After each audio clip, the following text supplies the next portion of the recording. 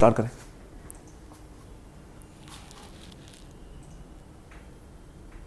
यहाँ से स्टार्ट करना है। चलो सबसे पहले फर्स्ट क्लास में क्या पढ़ा था हमने? सीमेंट के कंस्टिट्यूएंट्स पढ़ लिए थे। सीमेंट के कंस्टिट्यूएंट कौन कौन से थे? स्टार्ट किया था हमने lime, silica, alumina, magnesia, iron oxide, ये सारी की सारी क्या थी? कंस्टिट्यूएंट्स थे। इन सब को जब इंटरग्राइंड कर देते हैं तो वो क्या बनते हैं? बोगस कंपाउंड बनते हैं। वो बोगस कंपाउंड और कुछ नहीं है, वो क्लिंकर्स ही हैं। जो क्लिंकर्स बनते हैं मेरे, वो क्लिंकर्स के अंदर ही फॉर्म होते हैं। ये जब भी आज मैं आपको पढ़ाऊंगा मैन्युफैक्चरिंग ऑफ सीमेंट, उसमें क्लिंकर्स बनेंगे तो उसमें ही बोगस कंपाउंड बनते हैं। तो आपस में जो रिएक्शन होती है उसी को अलग अलग करके दिखा दिया मैंने। वो अल्टीमेटली है तो सीमेंट सी, बट ये क्लिंकर्स जब फॉर्म होकर बनते हैं पूरी एक सीमेंट बन जाती है। अब हर एक जो कंस्टिट्यूएंट है उसका अलग अलग पार्ट है, उसको कंसिडर कर रहे हैं। तो first of the bogus compound is try calcium aluminate. मैंने कहा आपको फर्स्ट था मेरा ट्राई कैल्शियम एल्यूमिनेट, जिसका फॉर्मूला था 3CaO Al2O3, जिसका फॉर्मूला क्या था? C3A।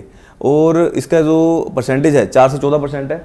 और इसको बोलते क्या है? दूसरा नाम क्या बोला था इसका? सेलाइट बोला था। अब इसकी प्रॉपर्टीज आपको याद रखनी है, क्योंकि चारों इकट्ठी जब हो जाती है तो प्रॉपर्टी ध्यान नहीं रहती है। तो इसकी किसकी बाइंडिंग प्रॉपर्टी क्या है, किसकी नहीं, तब यही प्रॉब्लम है, क्योंकि इससे सवाल आना ही आना है। तभी मैं इसको रिपीट कर रहा हूँ। तो मैंने बोला it undergoes the hydration of cement. What is hydration? Hydration क्या होता है? हाइड्रेशन क्या होता है? प्रोसेस नहीं होता, एक रिएक्शन होती है। जैसे ही आप मतलब ऐसा बोल सकते हो, जैसे ही सीमेंट के अंदर पानी मिलाओगे तो एक रिएक्शन डेवलप होगी, उसको हाइड्रेशन बोलते हैं। बस इतनी सी बात ध्यान रखनी है, क्योंकि आज सारा का सारा रिलेट होगा सारा का सारा। तो नेक्स्ट बोला it undergoes the hydration of cement with in the 24 hours. जैसे ही आप पानी मिलाओगे उसके 24 घंटे बाद ही क्या होगा? एक हाइड्रेशन हो जाएगी। इसमें कितने 24 घंटे के अंदर ही इसकी हाइड्रेशन रिएक्शन हो जाती है पानी के साथ। नेक्स्ट बताया, तो इसीलिए जब एकदम से हाइड्रेशन होती है तो क्या होता है? ये रिस्पॉन्सिबल किसके है? Flash setting. तो आपसे बोलेगा कौन सा बोगस कंपाउंड फ्लैश सेटिंग का रिस्पॉन्सिबल है, तो क्या बोलोगे आप? कौन सा बोलेंगे? C3A।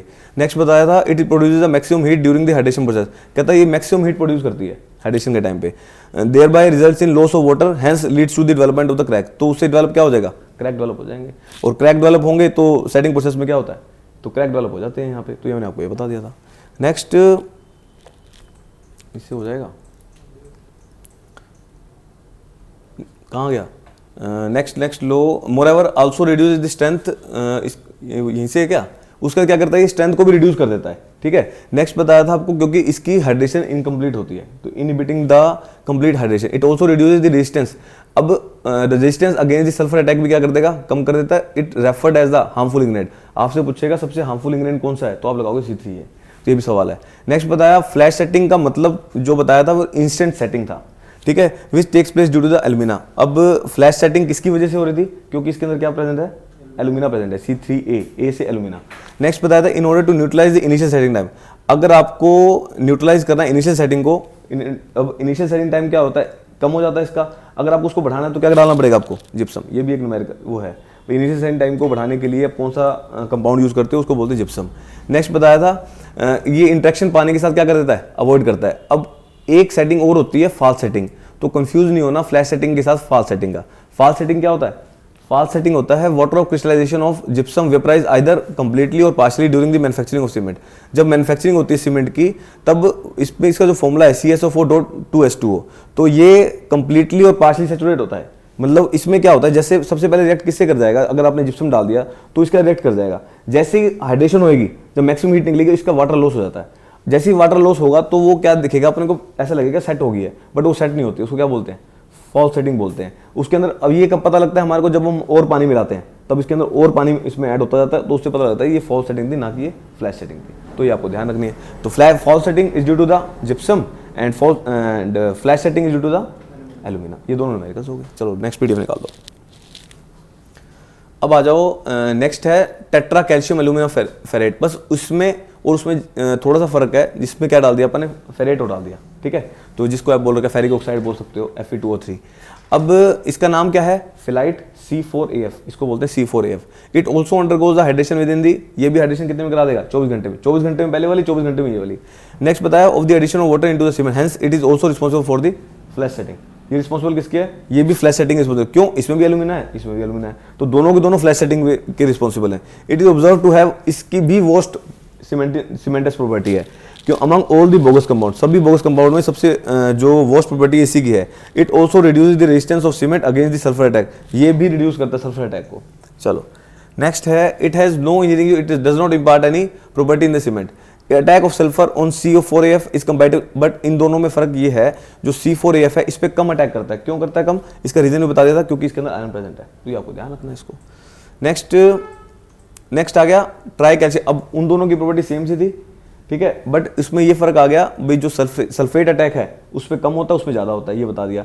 दोनों की वोस्ट प्रॉपर्टी है, ठीक है ना, दोनों रिलेट हो गए हैं, क्योंकि उसमें एल्यूमिना है और वो किसके रिस्पॉन्सिबल हो गया, दोनों में एल्यूमिना है, तो क्या रिस्पॉन्सिबल हो गए दोनों के, दोनों में फ्लैश सेटिंग होगी, ठीक है ना। नेक्स्ट बताया try calcium silicate. Try calcium silicate क्या है, 3CaO इसका नाम क्या है, दिस इज एलाइड। सबसे ज़्यादा परसेंटेज किसकी रहती है, क्यों रहती है, क्योंकि इसके अंदर क्या है, कैल्शियम और सिलिका। कैल्शियम और सिलिका क्या है, मेन कंपाउंड है किसके, सीमेंट के। तो ये कितने परसेंट है, 45 से 65% है। It undergoes hydration within a week. ये जो इसमें जो हाइड्रेशन होती है वो विद इन ए वीक और 2 week after the addition of water, मतलब इसको अर्ली स्ट्रेंथ बोलते हैं इसको। भाई वो हफ्ते के अंदर ही स्ट्रेंथ चाहिए आपको या 2 वीक के अंदर स्ट्रेंथ चाहिए, तो आप ये डालते हैं। क्यों, क्योंकि ये स्ट्रेंथ इम्पार्ट करते हैं, वो स्ट्रेंथ इम्पार्ट नहीं करते, बट ये स्ट्रेंथ इम्पार्ट करते हैं, ये हमारे लिए सबसे इंपॉर्टेंट है। नेक्स्ट बता, इफ इन एनी कंस्ट्रक्शन, किसी भी कंस्ट्रक्शन में जल्दी स्ट्रेंथ चाहिए। अब जल्दी स्ट्रेंथ के लिए मैंने क्या कर दिया था, कुछ एग्जांपल बताए थे, payment construction, cold weathering concrete, when form work, जब स्पीडी कंस्ट्रक्शन करनी हो तब आपकी ये वाला कंपाउंड ज़्यादा डाल देते हैं। नेक्स्ट बताया, it is observe that best cementitious property among the bogus compound. सभी में से सबसे बेस्ट सीमेंटेस प्रॉपर्टी किसकी है, इसकी है। नेक्स्ट बताया, it also increase the resistance against the frost action. अब ये फ्रोस्ट एक्शन क्या होता है, फ्रोस्ट एक्शन क्या होता है, फ्रीजिंग एंड थाइंग। फ्रीजिंग क्या होता है, जैसे फ्रीजिंग मतलब अब पार्टिकल्स हैं, C3S के पार्टिकल्स हैं जो पोरस होते हैं, C3S के पार्टिकल पोरस होते हैं और परमिएबल होते हैं, तभी फ्रोस्ट एक्शन हो पाएगा। अपन अगर ये रोक देते हैं तो क्या होगा, फ्रोस्ट एक्शन होगा नहीं। तो ये क्या करता है, इन पार्टिकल को ना तो पोरस होने देगा ना परमिएबल होने देगा, तो उससे क्या हो जाएगा, फ्रोस्ट एक्शन रुक जाएगा। तो फ्रोस्ट एक्शन, अब जैसे टेम्परेचर घटा, बर्फ जम गई, अब जैसे टेम्परेचर बढ़ा क्या हो गया, मेल्ट कर गया, तो अल्टीमेटली पानी उसमें से पास कर गया, तो वॉल्यूम चेंजेस ज़्यादा आएंगे। जैसे फ्रीज होगा या मेल्ट होगा तो क्या आएगा, वॉल्यूम चेंज ज़्यादा आएंगे, वॉल्यूम चेंज ज़्यादा आएंगे तो क्या होगा, उसमें क्रैक्स डेवलप होंगे, तो उसमें क्रैक डेवलप हो जाते हैं, तो उसी को भी ये रेजिस्ट करता है, ठीक है ना। नेक्स्ट बोला, in real term its effect on heat of hydration is more than C3A। तो इसका रियल टर्म में जो इफेक्ट है हीट ऑफ हाइड्रेशन का ज़्यादा है किस पे, C3A से, ठीक है। नेक्स्ट बताया, अब इसके लिए मैंने एक रिएक्शन बताई जो सबसे इंपॉर्टेंट रिएक्शन है इन दोनों के लिए है, जो लास्ट वाले दो हैं। जो C3S है, जब जैसे ही वाटर से रिएक्ट करता है तो क्या बनाता है, CSH जल। CSH जल क्या है, थ्रोम्बोहाइड्राइड जल बनाता है और साथ में कैल्शियम हाइड्रोक्साइड बना देगा। नेक्स्ट, कैल्शियम हाइड्रोक्साइड जब रिलीज करता है ड्यूरिंग द हाइड्रेशन, रिड्यूस कर देता है किसकी, टेंडेंसी ऑफ कोरोजन रिड्यूस कर देता है, बट इसके बहुत सारे नुकसान भी हैं, वो अलग से मैंने नोट में लिखवाए थे। नेक्स्ट है die calcium silicate. Die calcium silicate क्या होता है, दिस इज C2S, वो C3S, ये C2S। ये कितने परसेंट होता है, 15 से 35%। ये कितना होता है नीचे पहले वाला, इससे पहले वाला 45 से 65%, सबसे ज्यादा C3S रहता है। अब C2S भी क्यों बनाया, इसका भी काम है। अब जो C2S है और C3S में क्या फर्क है, दोनों के दोनों स्ट्रेंथ देते हैं, दोनों में क्योंकि कैल्शियम और सिलिका है पड़ा। अब क्या करेंगे, it undergoes hydration within a year. इसमें 1 साल लग जाते हैं पूरी स्ट्रेंथ आने में, लगभग 13 साल भी लग जाते हैं पूरी तरह प्रोग्रेसिव स्ट्रेंथ आने के लिए। तो 1 साल बोल देते हैं एक डिफाइन करने के लिए, 13 साल तक इसकी स्ट्रेंथ कंटिन्यू रहती है, बढ़ती जाएगी बढ़ती जाएगी बढ़ती जाएगी। तो after the addition of water in the cement, hence it is responsible for the ultimate strength. ये प्रोग्रेसिव स्ट्रेंथ देता है। जैसे अब आपको डैम बनाना है, ब्रिज बनाना है, 2-2, 2.5, 3 साल चलता रहता है, उसकी स्ट्रेंथ और बढ़ती जाती है। तो उस जब आप ब्रिज बनाओगे तब उस सीमेंट के अंदर ये कंपाउंड ज्यादा होगा, तो क्या हो जाएगा, आपकी हाई जो स्ट्रेंथ है वो ज्यादा रहेगी। और इसके अंदर देखो next, it also increase the resistance against the chemical and acids and if in any construction progressive strength is required. क्या करते हैं, प्रिपरेशन ऑफ C2S, ये मैंने आपको बता दिया। C2S क्या कर दोगे, प्रोपोर्शन बढ़ा दोगे इसकी। नेक्स्ट, ये कहाँ यूज होते हैं, हाइड्रोलिक स्ट्रक्चर्स में, जहाँ पे डैम्स, वियर, ब्रिजेस, ठीक है। C2S H2S, यहाँ से H2O के साथ मिलकर क्या बनाएगा, CSH जल बना देगा। It has been found that hydration of C2S produces the comparatively lower. अब ये पता लगा मुझे, जो हाइड्रेशन है C2S की, अब हाइड्रेशन किसकी हो रही थी, C3S की भी हो रही थी, हाइड्रेशन किसकी हो रही थी, C2S की भी हो रही थी। अब C2S की जो हाइड्रेशन है वो क्या प्रोड्यूस करती है, प्रोड्यूस कंपैरेटिवली लोअर COH। ये COH कम प्रोड्यूस करती है देन दी C3S। अब इसके लिए भी मैंने नोट लिखवाए थे, since COH2 is soluble in water and leaches out to making the concrete porous and particularly in hydraulic structure. अब यहाँ पे COH कम है, क्यों, अगर ये COH ज्यादा होगा तो क्या करेगा, लीच करके बाहर आ जाएगा। लीच अगर बाहर करके बाहर आ गया तो क्या हो जाएगा, स्ट्रक्चर कैसा हो जाएगा, पोरस हो जाएगा। तो स्ट्रक्चर को कैसा बनाया जाता है, पोरस बनाया जाता है। तो ये हमारे लिए क्या है, हार्मफुल है, तो इसलिए इस यहाँ पे कम प्रोड्यूस होता है। Thereby reduce the durability, और क्या कर देगा, रिड्यूस कर देगा किसकी, durability of concrete. Next, COH also react with sulphate. अब ये सल्फेट साथ भी रिएक्ट करता है और क्या फॉर्मेशन करता है, CSO4। अब CSO4 का फॉर्मेशन करना ही उससे क्या हो जाएगा, ड्यूरेबिलिटी फिर इफेक्ट करेगा। नेक्स्ट बताया, अब द ओनली एडवांटेज, एक ही एडवांटेज है इसकी, क्या बढ़ाता है, सिर्फ पीएच बढ़ाता है और कोई काम नहीं करता है ये। तो इसलिए हम C2S यूज करते हैं, किसमें, हाइड्रोलिक स्ट्रक्चर में। अब आप सोच रहे थे सर आपने डैम डूम में आपने C3S क्यों यूज नहीं कर लिया, भाई C2S ही क्यों यूज किया, वो इसलिए किया क्योंकि COH की कंसंट्रेशन इसमें कम होती है, अगर ज्यादा होगी तो क्या करेगा, वो नुकसान करेगा उसके अंदर। तो ये सारी चीजें हैं इसके अंदर, ये बता दिया, ठीक है। अब इन दोनों, इन सबको देखते हुए जो कुछ प्रॉपर्टीज बनती है, जो ऑब्जेक्टिव बनते हैं, अब इसका ये सीधा क्वेश्चन नहीं आएगा, अब इसमें क्वेश्चन आएगा इसके कंक्लूजन, भाई इससे आपने क्या क्या सीखा इसने, ठीक है। चलो नेक्स्ट स्टार्ट करते हैं फटाफट से। अब सबसे पहला क्वेश्चन आएगा, देखो बाइंडिंग प्रॉपर्टी।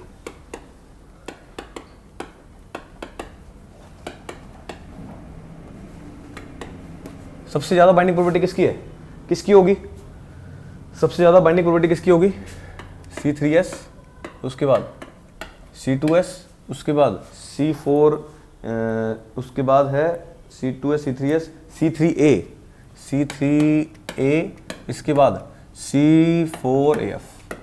ये सवाल है सारा, ये डायरेक्ट ऑब्जेक्टिव है।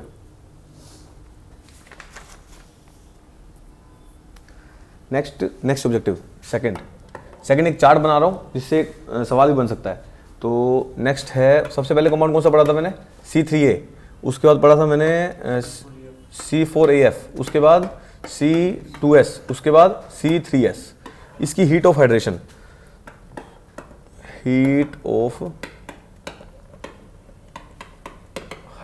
और total amount of water required, total amount of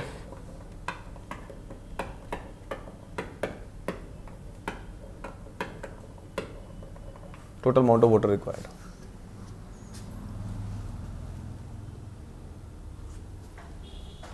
इसके लिए एक और बना लो, यहां पे लिख लेना 3 days, यहां लिखना 90 days, 3 days एंड 90 days। इसकी जो हीट ऑफ हाइड्रेशन है 210 कैलोरीज पर ग्राम में है, 70, 60 एंड 10। ये है 3 days की जो हीट ऑफ हाइड्रेशन है, कितनी हीट ऑफ हाइड्रेशन निकलती है, 90 दिन में कितनी निकलती है, this is 310, this is 100 and 105 और 140, 105 और 40, ये लिख लो। ये हीट ऑफ हाइड्रेशन मतलब जो रिएक्शन होने के बाद जो हीट निकलती है, समझ रहे हो। तो नेक्स्ट है total amount of water required, total amount of water required is 20, 24, 21, ये लिखो।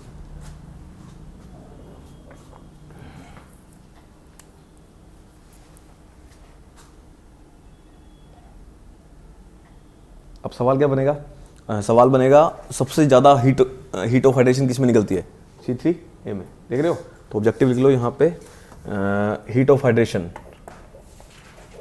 हीट ऑफ हाइड्रेशन निकलेगी C3A में। उसके बाद कौन सी है, 3 दिन वाली देखो, उसके बाद है C4AF, उसके बाद C2S, उसके बाद C3S। ये 3 दिन की जो हीट ऑफ हाइड्रेशन है वो मैंने आपको बना के दिखा दी।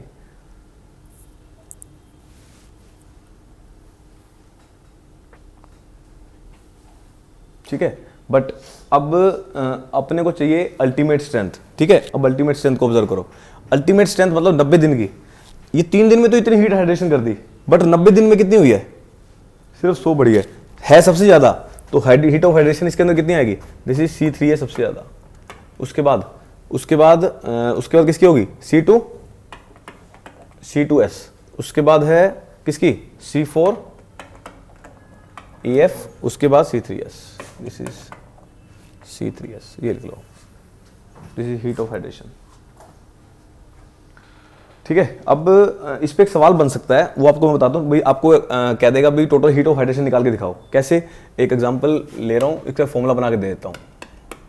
This is total heat of hydration निकालना है, this is total heat of hydration निकालना है।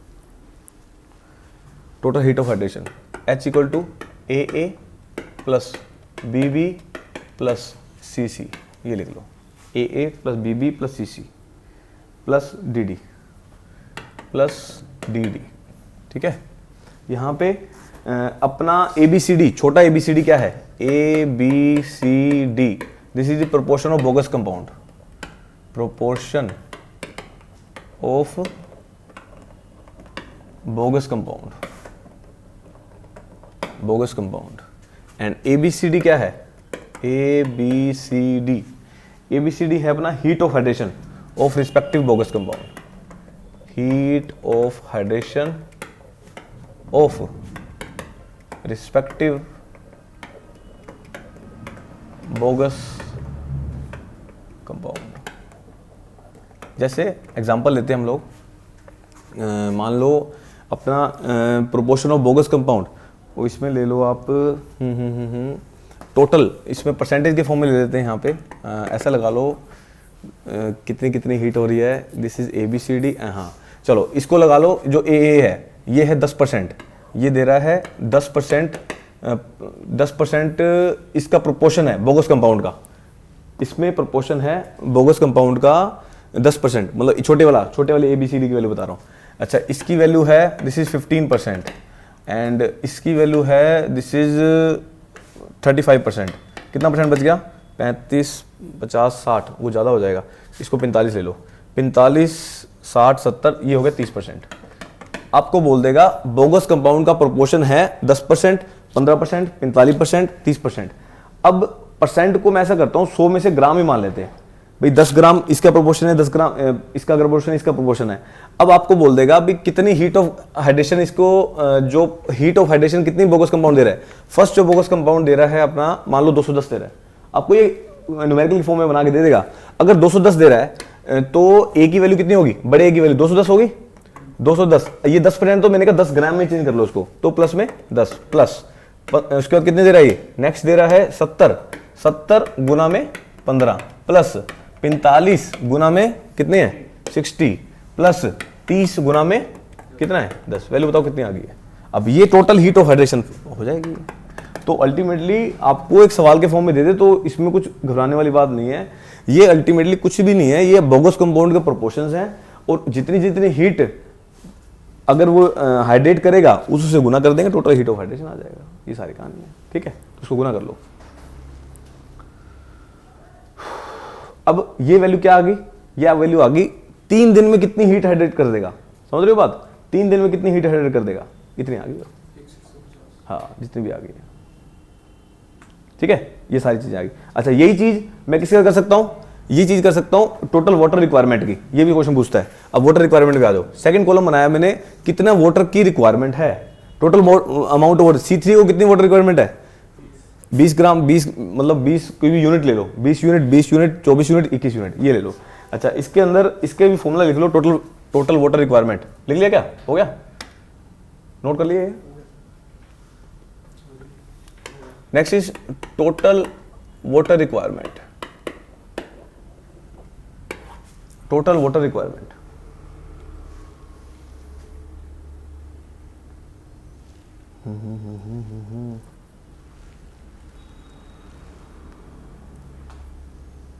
अब टोटल वाटर रिक्वायरमेंट में भी this is W equal to AP plus B Q plus CR plus DRS, ये फॉर्मूला लिख लो इसका भी, ये बना दिए, कुछ भी बना सकते हो, मतलब अल्टीमेटली गुना करना है, प्रोपोर्शन दे देगा आपको इसके जो वाटर की रिक्वायरमेंट है उससे गुना कर देना, सेम हीट ऑफ हाइड्रेशन की, तो आपको पता लग जाएगा भाई 3 दिन के अंदर कितने वाटर की रिक्वायरमेंट है। ये सारी कहानी बता।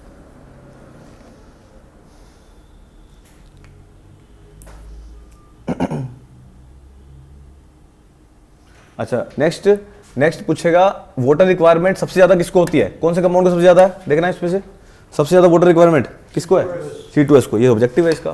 तो वाटर रिक्वायरमेंट सबसे ज्यादा C2H, उसके बाद है किसको, C3H को,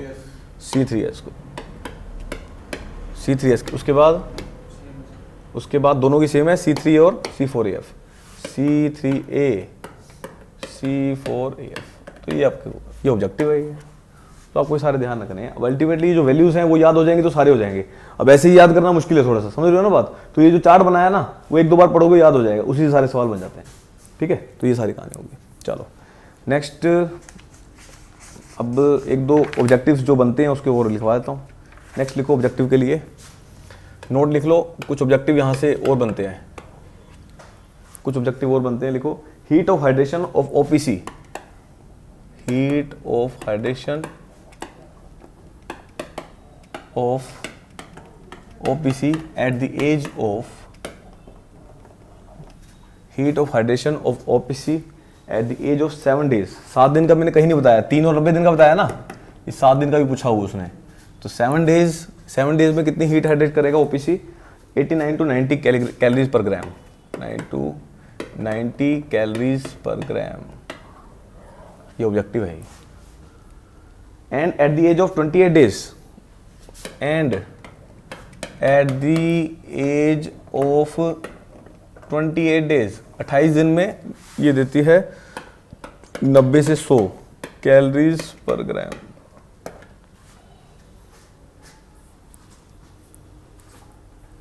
ठीक है, ये आपको ध्यान रखना, फर्स्ट पॉइंट। सेकंड लिखो approximately 23%, approximately 23% of water by weight of water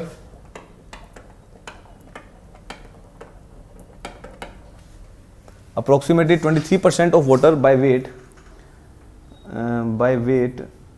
is required for complete hydration, is required for complete hydration। ये भी सवाल है। कम से कम 23% आपको पानी चाहिए होता है वाटर की रिक्वायरमेंट के लिए। About 15% of water, third point, about 15% of water added in cements,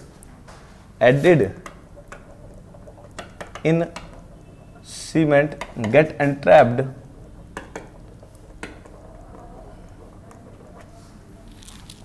about 15% of water added in cement get entrapped in the voids of cement, in the voids of cement, get entrapped in the voids of cement and is not available for hydration, and is not available for hydration।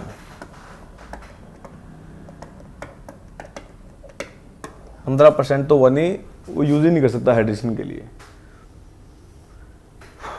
हो गया। Next, hence total amount of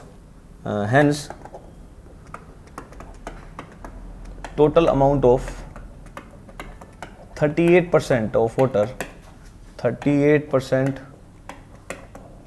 hence total amount of 38% of water by weight is required to added,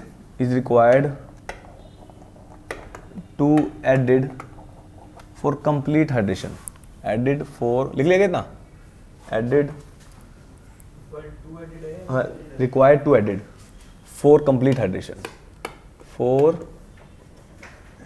complete hydration, for complete hydration। ये सारी कहानी, तो इस कहानी को देखो, ये क्या बताया, देखो ये सारे ऑब्जेक्टिव हैं, एक ऑब्जेक्टिव, ये सारे के सारे ऑब्जेक्टिव आए हुए हैं। इसने बोला ओपीसी सीमेंट की 7 दिन की जो हीट ऑफ हाइड्रेशन है वो कैलोरीज पर ग्राम में 89 to 90 है, और 28 दिन की कितनी है? 90 से 100। कम होने लग जाती है ना हीट ऑफ हाइड्रेशन, एकदम से तो बढ़ती है, उसका कम होने लग जाती है। नेक्स्ट बताया, अब बाय वेट कितना पानी ऐड करना पड़ता है अपने को हाइड्रेशन के लिए, कम से कम कितना चाहिए भाई? किसी भी पानी की सीमेंट के साथ रिएक्शन करानी है तो 23% पानी चाहिए अपने को। अब 23% पानी डाल दिया अगर आपने, उसके अंदर एक क्राइटेरिया और है, सीमेंट के अंदर 15% पानी तो क्या हो जाता है, उसके अंदर ही रहता है, वो रिएक्ट ही नहीं करता, हाइड्रेशन करता ही नहीं। इसका मतलब कितना बच गया? 8% थोड़ी करेगा, तो 15% तो वो यूज ही नहीं कर सकता, वो यूज नहीं कर सकता, तो इसका मतलब इनकम्प्लीट क्या होगी, उसकी हाइड्रेशन होगी। ये आपको ध्यान रखना है। अल्टीमेटली आपको बोल देगा भाई अगर आपने पानी डाल दिया 23% तो इनकम्प्लीट हाइड्रेशन होगी, वो हाइड्रेशन कंप्लीट ही नहीं होगी। तो आपको क्या करना होगा, टोटल पानी कितना डालना होगा? 38% डालना होगा, 38 में से 15 उसके अंदर रह जाएगा, बाकी क्या करेगा? 23% हाइड्रेशन करेगा। तो ये आपको चीजें समझनी है। अब ये डायरेक्ट ऑब्जेक्टिव आते हैं, ये 23% या 38% वैसे याद नहीं रहती, एक कहानी बन गई भाई 23% चाहिए होता है, इतना यूज नहीं करना होता, इसलिए यूज करना होता है। इसलिए नोट्स तभी मैं कहता हूँ वो पूरा फॉलो करना चाहिए। अब अल्टीमेटली क्या क्वेश्चन लगाने से नहीं होता ना, कई बार अभी अभी आ गए 23% वाला, अभी पूछ लेगा 15% वाला, अब पूछ लेगा भी कितना पानी उसमें कितना पानी ही यूज हुआ, फिर क्या करोगे, कितना बता दोगे, 8% ही हाइड्रेशन का यूज हुआ, वो इनकम्प्लीट हाइड्रेशन है। तो ऐसा भी पूछ लेगा, आपको बोल देगा भाई पानी दे रखा है आपको जिसमें 25% दे रखा है, 25% दे दिया, जिसमें से 15% तो कहाँ गया, बचा 15% तो वोट में चला गया, कितना हाइड्रेशन के लिए यूज हुआ, वो 10%। तो आपको ये सब क्वेश्चन पूछ लेगा। तो ये सब लॉजिकल, सारे लॉजिक खत्म हो जाएंगे, समझ के बाद। तो ये सारी चीजें होगी। चलो नेक्स्ट, अब आपको बताता हूँ टाइप्स ऑफ वाटर जो इसके अंदर यूज होता है। चलो नेक्स्ट लिखो, water added in cement. Water added in cement, water added in cement, assume any form of water, assume any form of water, या आप लिख सकते हो फॉर्म्स ऑफ वाटर लिख सकते हो। सबसे पहला वाटर, कंबाइंड वाटर,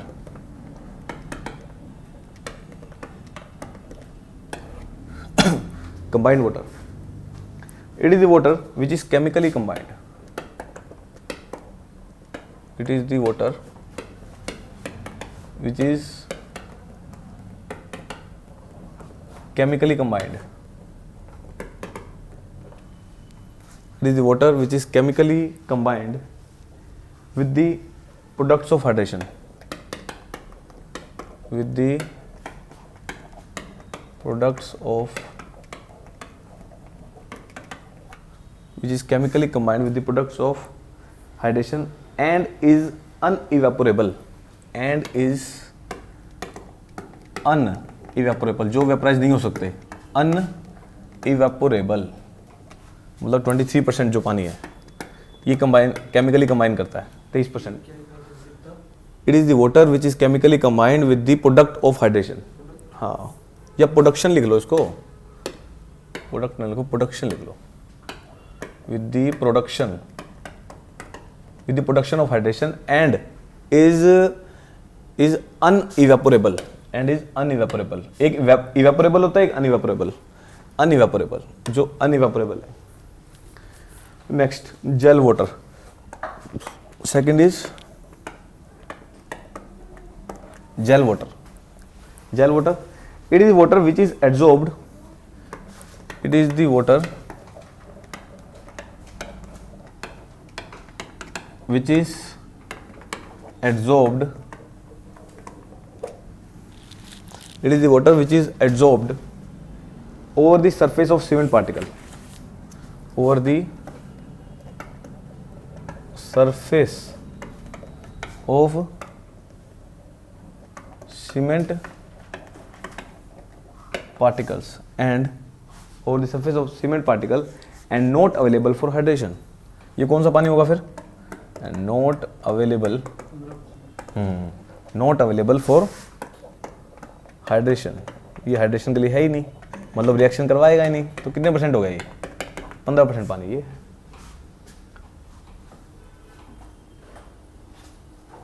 हो गया। नेक्स्ट देख लिया, third water is capillary water.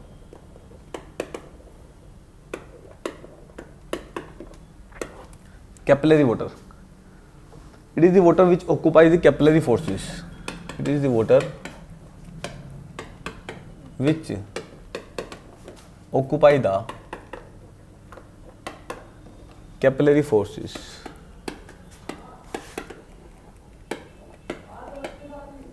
which occupy the capillary forces and या forces the pores लिख लो, capillary forces the capillary pores and easily evaporable, and easily evaporable,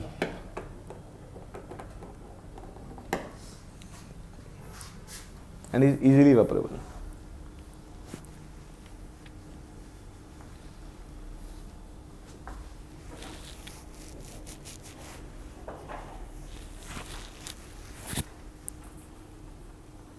अच्छा, अब देखो, अब सवाल देखो लॉजिक कैसे बनेगा। 3 टाइप के पानी पड़े। पहला पानी कौन सा है, कंबाइंड वाटर जो है 23%। दूसरा वाटर है अपना कौन सा, जेल वाटर जो क्या हो जाता है, जो 15% है। जो 15% है मतलब वो यूज ही नहीं कर सकते हाइड्रेशन के लिए। तीसरा पानी कौन सा बताया? Capillary water. कैपिलरी वाटर कुछ नहीं करता, क्या करता है, अगर कुछ पानी ऐसा होता है जो पोर्स के अंदर रहता है, अब वो इजीली इवेपोरेबल है, वो इजीली इवेपोरेबल है। जैसे मान लो जैसे 23% तो वो हो गया, 15% ये हो गया, टोटल परसेंट कितना हो गया? 38%। इसके अलावा भी एक पानी और होता है। अभी इस 38 में से कुछ पानी ऐसा होगा जो कैपिलरी वाटर है, तो वो पोर क्रिएट कर देगा। अगर पोर क्रिएट कर दिया तो क्या होगा? वो खाली जगह रह जाएगी। खाली जगह रहेगी तो क्या होगा? वॉल्यूम चेंज होंगे, तो उसको क्या बना देगी? सीमेंट को अनसाउंड कर देगी। तो कैपिलरी वाटर वो वाटर है, वो वाटर जो इजीली इवेपोरेबल हो जाता है, जो पोर्स क्रिएट कर देता है। तो एक कहानी होगी, ये आपको ध्यान रखना है इसको भी, ठीक है। अभी एक नोट में लिखवाता हूँ आपको अच्छी चीज़, नोट लिखो। अब ये भी ऑब्जेक्टिव में सारे नोट। फर्स्ट सब ये बताओ, स्पेसिफिक ग्रेविटी ऑफ सीमेंट कितनी होती है? बोलो, specific gravity of cement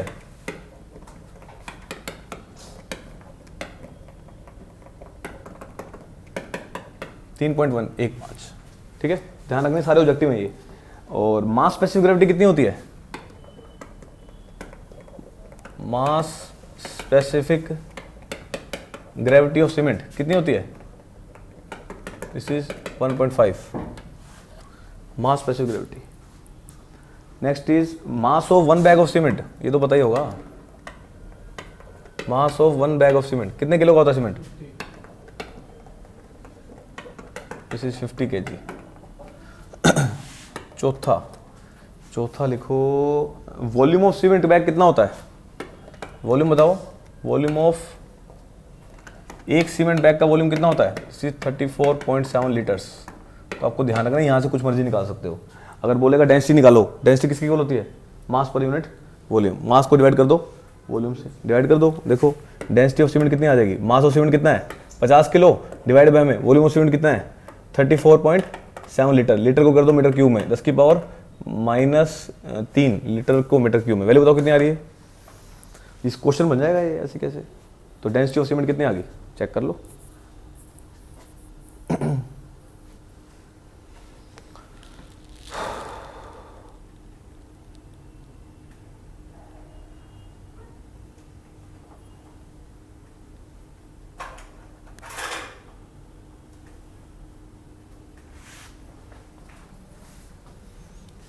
density of cement कितनी आ गई? अब 1440 kg पर मीटर क्यूब। ये आपका सवाल है। अभी सीमेंट की डेंसिटी पूछ लेगा। अगर अब लमसम बोल कितने देते हैं? 1500, ठीक है क्या। अब ऑब्जेक्टिव में जो भी आ जाए वो लगा दोगे। ये एग्जैक्ट है और ये लमसम है। 1500 आ जाए, 1440 आ जाए, दोनों ऑप्शन ठीक है ना। तो एक ही आएगा, दोनों नहीं आएंगे, क्योंकि ये एग्जैक्ट है और ये। चलो ये सारी कहानी होगी, ठीक है जी। अच्छा जी, और आपको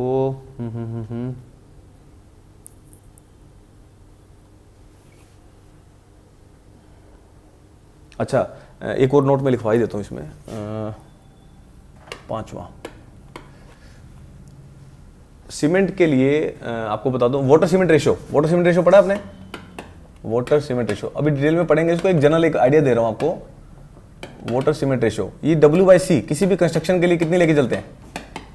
0.5। ये आपको ध्यान रखनी है, ठीक है क्या। ये 0.5 लेके चलनी है भाई। वाटर में कितना सीमेंट और वाटर का जो प्रोपोर्शन रहेगा 0.5 इक्वल रहेगा by weight, water cement ratio, ठीक है। मान लो ये कितना है? 0.5। दोनों का रेशियो कितना है? 0.5। इसका मतलब क्या किया आपने? सीमेंट बैग में कितना मिला दिया? मतलब 100 ग्राम में इतना पानी, ऐसा लगा सकते हो। तो अगर 50% है ये, तो 50% में पानी कितना हो जाएगा?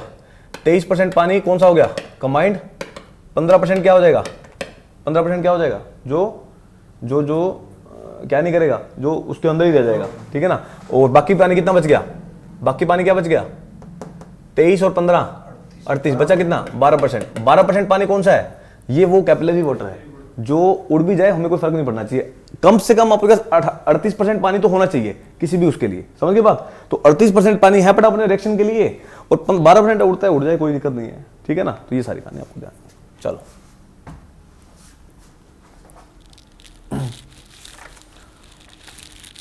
चलो एक न्यूमेरिकल लिखते हैं इसका, कई दिन हो गए न्यूमेरिकल करें। चलो हो गया, करें। चलो एक न्यूमेरिकल लिखो इस पे। A 28S type mixer, a 28S type mixture has a capacity of, mixture has a capacity of, a 28S type mixture has a capacity of 10 meter cube with efficiency of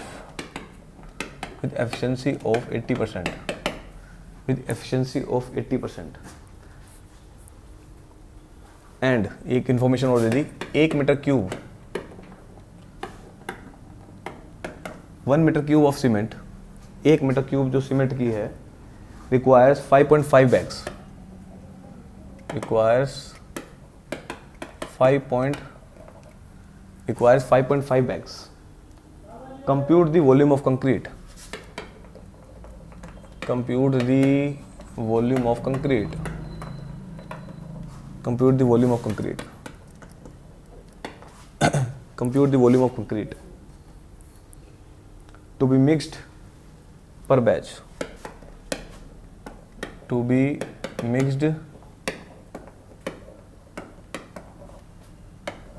mixed per batch in order to avoid fraction use of cement bag. In order to avoid fraction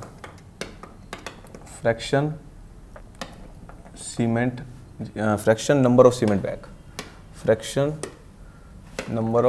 cement bag. चलो करो question, पढ़ो एक बार।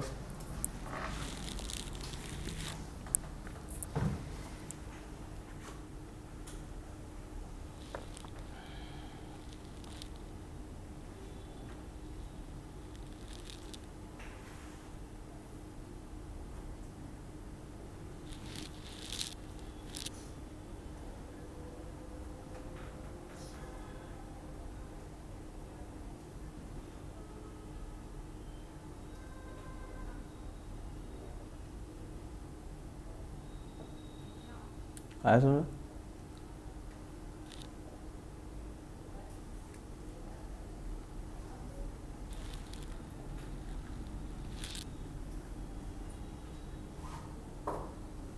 क्या समझ आया? कुछ समझ आया इसमें?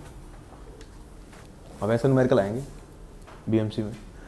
आपको कुछ कहा, आपको एक मिक्सर है, कोई भी मिक्सर लगा लो, अभी वहाँ तक नहीं पहुँचे हम। अभी मैंने कहा एक मिक्सचर है जो मिक्सचर प्लांट में यूज होता है, उसकी कैपेसिटी क्या है? 10 मीटर क्यूब। वो 10 मीटर क्यूब कंक्रीट बनाता है एक बारी में, मतलब एक बारी में उसकी कैपेसिटी कितनी है? 10 मीटर क्यूब। अब उसकी एफिशिएंसी कितनी है?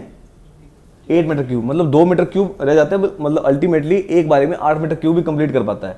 उसकी टोटल एफिशिएंसी कैपेसिटी कितनी थी? 10 मीटर क्यूब की, बट एफिशिएंसी कितनी है भी? 80% की एफिशिएंसी। जैसे यार वो ट्रीटमेंट प्लांट वाली कहानी है, 80% की एफिशिएंसी है। अगर मैं बोलूँ mixture have a capacity, mixture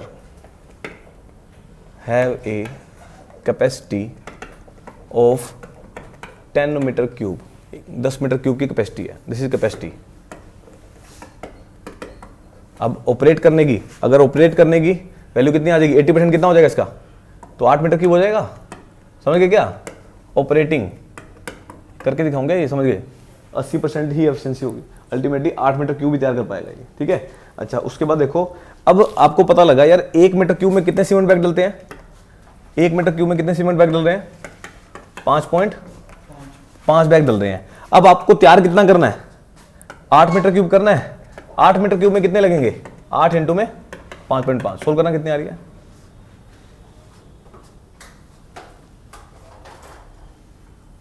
8 metre cube में कितने बैग लग जाएंगे?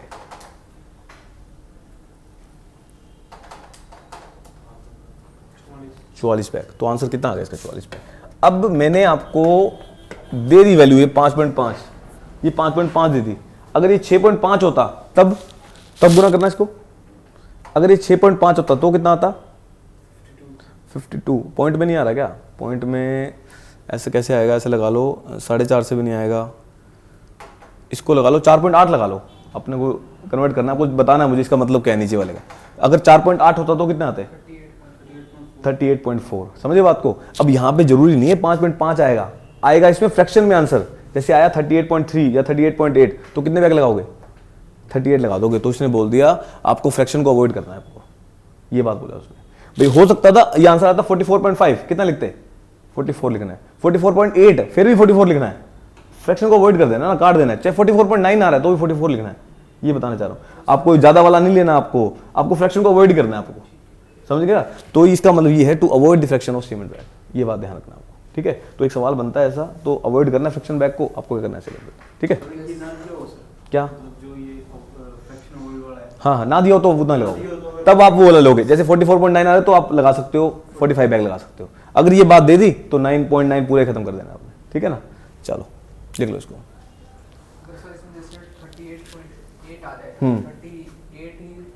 38 लिखेंगे अगर लिखा हो टू अवॉइड द फ्रैक्शन। अगर 38.8 आ रहा है तो लगभग 39 बैग्स आ जाएगा आंसर, तो लगभग आ गया ना। वो 39 डालेंगे, आप कम क्यों डालेंगे? अगर आपने उसने बोल दिया फ्रैक्शन को अवॉइड कर देना भाई, तब 38 लिख देना, नहीं बोला तो 39 लिख देना, बस ये सारी, ठीक है? तो ये चीज़ आपको ध्यान रखनी है। नेक्स्ट, अब आ जाओ नेक्स्ट टॉपिक डालो, सीमेंट का नेक्स्ट टॉपिक। नेक्स्ट टॉपिक है मैन्युफैक्चरिंग ऑफ सीमेंट। डिप्लोमा में पूरा पढ़ रखा होगा है, तो manufacturing of cement, manufacturing of cement, cement की मैन्युफैक्चरिंग करनी है, ठीक है? चलो फर्स्ट पॉइंट। अब मैन्युफैक्चरिंग में कौन कौन से स्टेप्स लिखेंगे वो सारे लिख रहे हैं पहले। Manufacturing of cement, manufacturing of cement is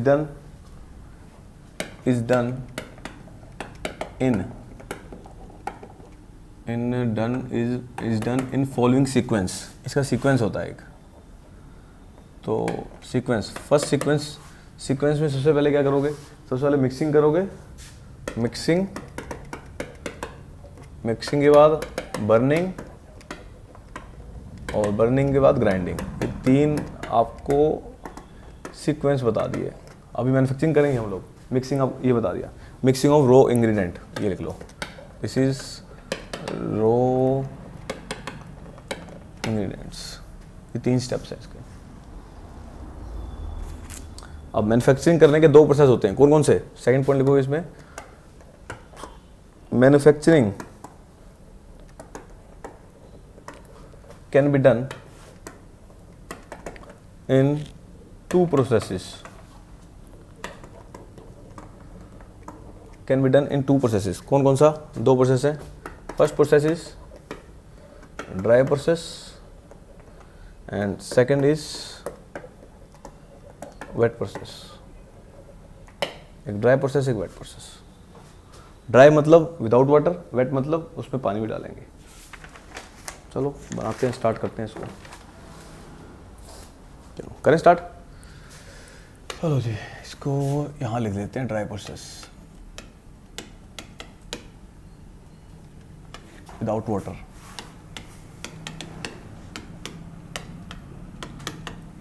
ठीक है, अब स्टार्ट करते हैं, पूरे इसमें आ जाए बस। स्टार्ट करते हैं। कौन कौन से कंपाउंड होते हैं? सबसे पहले मेरे दो कंपाउंड होते हैं। कौन कौन से? Calcareous compounds, second compound argillaceous. पूरा पेज ले लेना, पूरा पेज, फ्रेश पेज, ठीक है ना? कैलकेरियस कंपाउंड और आर्गिलेशियस कंपाउंड। उसके बाद उसका क्या करेंगे? उसके बाद करेंगे इसकी क्रशिंग। क्रशिंग कितनी करते हैं? अप टू 25 mm तक, up to 25 mm। Calcareous compound like limestone लगा लो, एग्जाम्पल बता ही रखे मैंने, साइज रिड्यूस कर देंगे। नेक्स्ट स्टोरेज बेसिन, यहाँ पे आया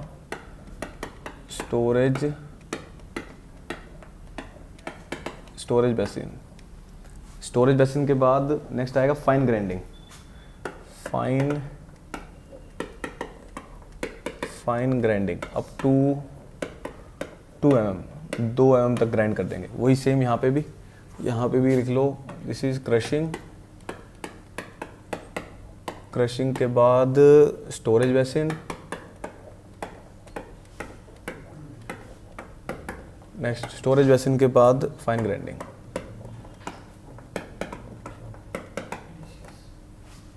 फाइन ग्राइंडिंग, ठीक है, आर्गिलेशियस कंपाउंड। नेक्स्ट उसके बाद क्या करेंगे, उसके बाद क्या करोगे, ये फाइन ग्राइंडिंग होती कहाँ है, इन ट्यूब मिल, इन ट्यूब मिल, ये ट्यूब मिल में होगी। इसके बाद मिक्सिंग ऑफ रॉ इंग्रेडिएंट्स, ये दोनों को मिक्सिंग कर देंगे, this is mixing of raw ingredients, mixing of raw ingredients, इन सब दोनों मिक्सर को क्या कर देंगे, मिक्स कर देंगे, mixing of raw ingredients, mixing कर दी। उसके बाद करेंगे प्री हीटिंग, उसके बाद करेंगे दिस इज प्री हीटिंग, कितने डिग्री सेल्सियस पे होती है pre heating, at 800 degree Celsius by exhaust gases, यहीं लिख लो ये भी क्योंकि बाद में बताना ही पड़ेगा, exhaust gases, pre heating. Pre heating के बाद क्या करेंगे, that is storage of raw mix, that is storage of raw mix, storage of that is storage of raw mix. Storage of raw mix के बाद सीमेंट क्लिंकर्स, फिर बनेंगे cement clinkers,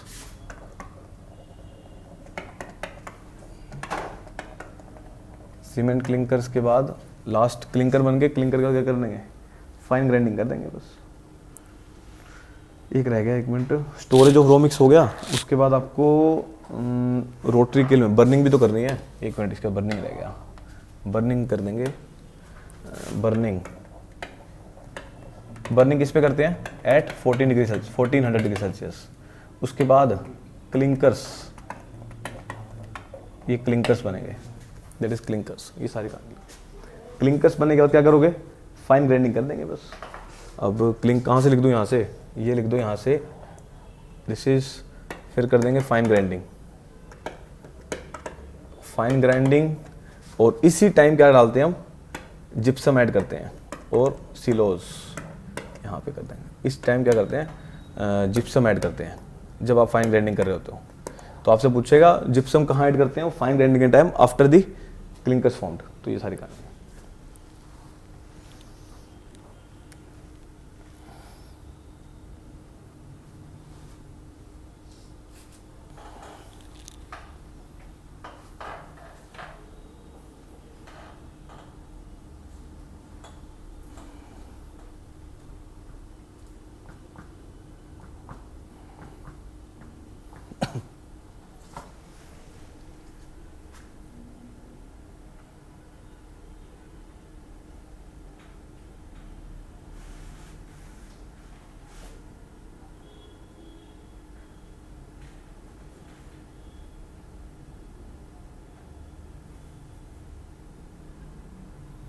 हो गया?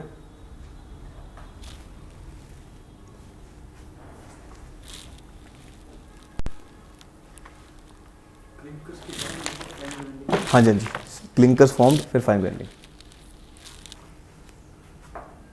फाइन ग्राइंडिंग किस में करते हैं, ट्यूब मिल में। और साइज बताता हूँ भी आपको, दोबारा से स्टार्ट करते हैं, बताता हूँ भी। सिलोज में उसको स्टोर कर देंगे, सीमेंट सिलोज, समझो, लिख लिया तुमने? देखो सबसे पहले हमें पता है, क्या पता है हमें सीमेंट किससे बनती है, सबसे पहले दिन बताया था, एक आर्गिलेशियस और कौन सा, कैलकेरियस, दो कंपाउंड होते हैं, दोनों के एग्जांपल बता रखे हैं। क्या होते हैं एग्जांपल इसके, लाइमस्टोन बताया था ना, लाइमस्टोन, और कौन सा बताया था, बहुत सारे एग्जांपल बताए थे, और कौन सा बताया था,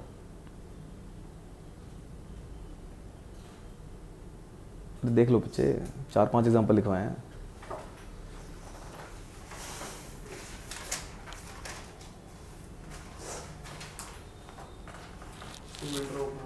हाँ, सीमेंट रॉक, मैरीन शेल, और ये सारी चीज़ें थी, ठीक है, ये सारी की सारी चीज़ें थी। अब इन सब के साथ आर्गिलेशियस मिलाए थे। आर्गिलेशियस एग्जांपल क्या है, क्ले, ये सारी चीज़ें आपको बता रही थी। अब इन दोनों के क्या लेने हैं आपको लम्प्स लेने हैं, ठीक है, ये सॉलिड फॉर्म में होंगे, इनके लम्प्स लिए, उसका क्या करोगे, लम्प्स का ये ले लो, लम्प्स की फॉर्म है, इन फॉर्म ऑफ लम्प्स, ये दोनों लम्प्स की फॉर्म में लेंगे।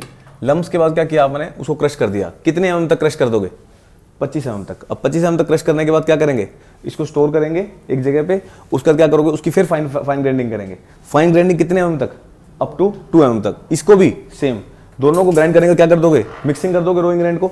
जब रो इंग्रेडिएंट को जब मिक्स कर दोगे, उसका क्या करोगे, प्री हीटिंग। अब प्री हीटिंग का क्या रोल है, प्री हीटिंग का रोल है जब आप मिक्सिंग करते हो तो हीट निकलती है, जो एग्जॉस्ट हीट निकलती है, तो उसको प्री हीटिंग करवा देते हैं। इसी के इस पे कॉस्ट बच जाती है, अपने को हीट कराने की जो कॉस्ट है वो बच जाती है। तो प्री हीटिंग करा दी कितने डिग्री सेल्सियस पे, 800 डिग्री सेल्सियस पे। अब उसको क्या करेंगे, दोबारा से स्टोर करेंगे, फिर दोबारा से क्या करेंगे, उसकी दोबारा से बर्निंग कराएंगे। बर्निंग कितने पे, 1400 से 1600, 1400 से 1600 लिख लो, 1400 से 1600 डिग्री सेल्सियस। अब बर्निंग करने के बाद क्या करेंगे, बर्न हो जाएगा, फिर क्लिंकर्स फॉर्म होंगे। बर्निंग करके क्या करोगे, क्लिंकर्स फॉर्म होंगे। अब क्लिंकर्स क्या होते हैं, अब ये बताओ, जब क्लिंकरिंग टेम्परेचर क्या होता है, क्लिंकर्स बनने के लिए जो टेम्परेचर चाहिए होता है, कितना टेम्परेचर चाहिए, 1400 से 1600। आपसे पूछेगा क्लिंकिंग टेम्परेचर कितना है, 1400 से 1600 डिग्री सेल्सियस। अब क्लिंकर फॉर्म हो गए, क्लिंकर बनने के बाद क्या करोगे, फाइन ग्राइंडिंग। अब फाइन ग्राइंडिंग में ये कितने mm तक का हो जाता है, ये 90 माइक्रोन का हो जाता है। ये साइज लिख लो, 90 माइक्रोन। अब 90 माइक्रोन के बाद जब ये सीमेंट बन जाएगी, उसका क्या करोगे, इसी टाइम हम क्या डाल देंगे, जब फाइन ग्राइंडिंग हो रही होगी, जिप्सम ऐड कर देंगे। जिप्सम का क्या मतलब था, क्या मोटिव था, इनिशियल सेटिंग में बढ़ा देगा। अब इस टाइम में बढ़ा देते हैं ताकि बाद में हमारे को वही जो इनिशियल सेटिंग होनी है उसकी वो क्या हो जाए, टाइम बढ़ जाए। उसका क्या कर देंगे, इसको स्टोर कर देंगे। तो ये सारी कहानी है। क्लिंकर्स होते हैं जब बर्न करने के बाद बनते हैं, वो क्लिंकर्स है।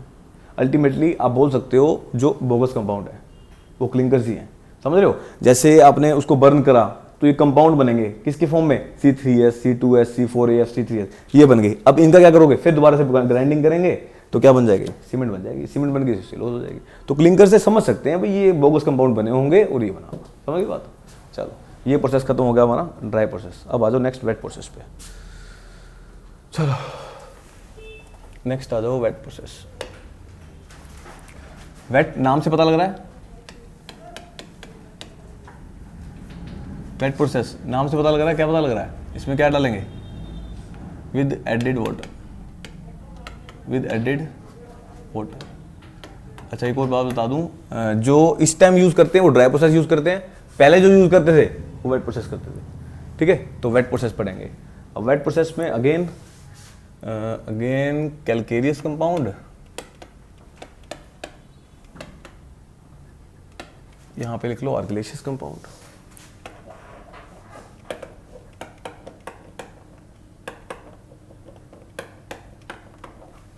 कैलकेरियस कंपाउंड और आर्गिलेशियस कंपाउंड दोनों ले लिए। इसके बाद क्या करेंगे, इसकी क्रशिंग करेंगे। क्रशिंग करेंगे, क्रशिंग के बाद इसको करेंगे स्टोरेज बेसिन में।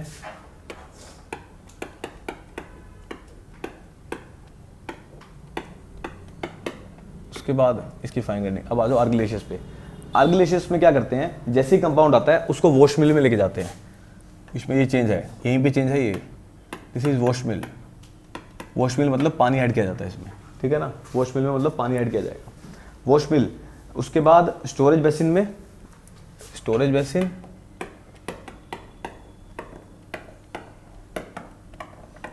स्टोरेज बेसिन के बाद इसकी कर देंगे फाइन ग्राइंडिंग।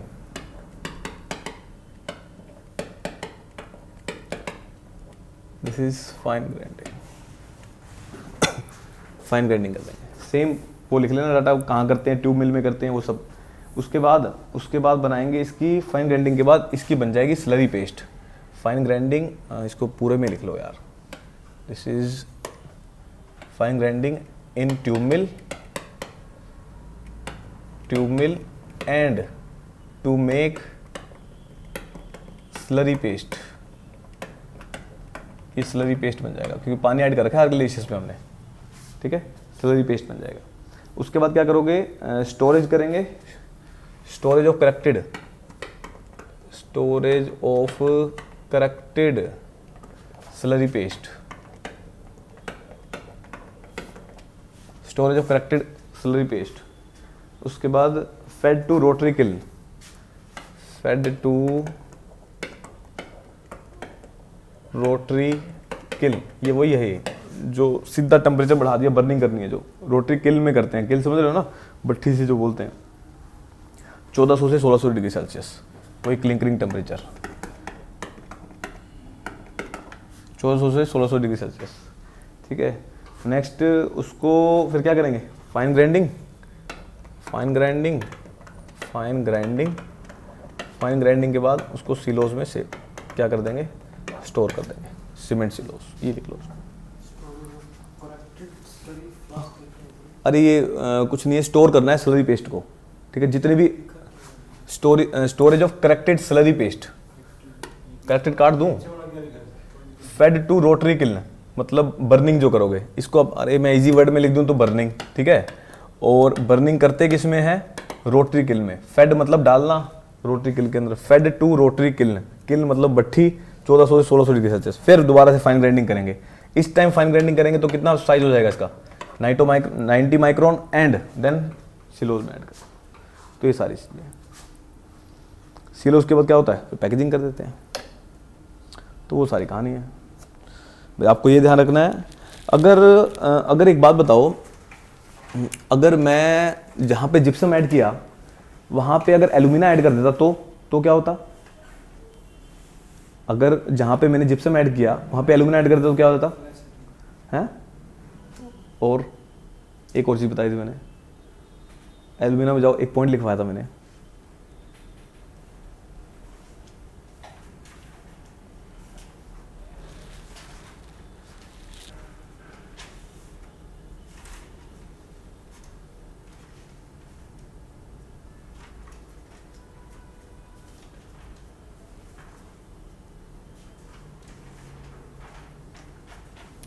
एल्यूमिना खोलो, Al2O3 लिखवाया भी है कि नहीं लिखवाया,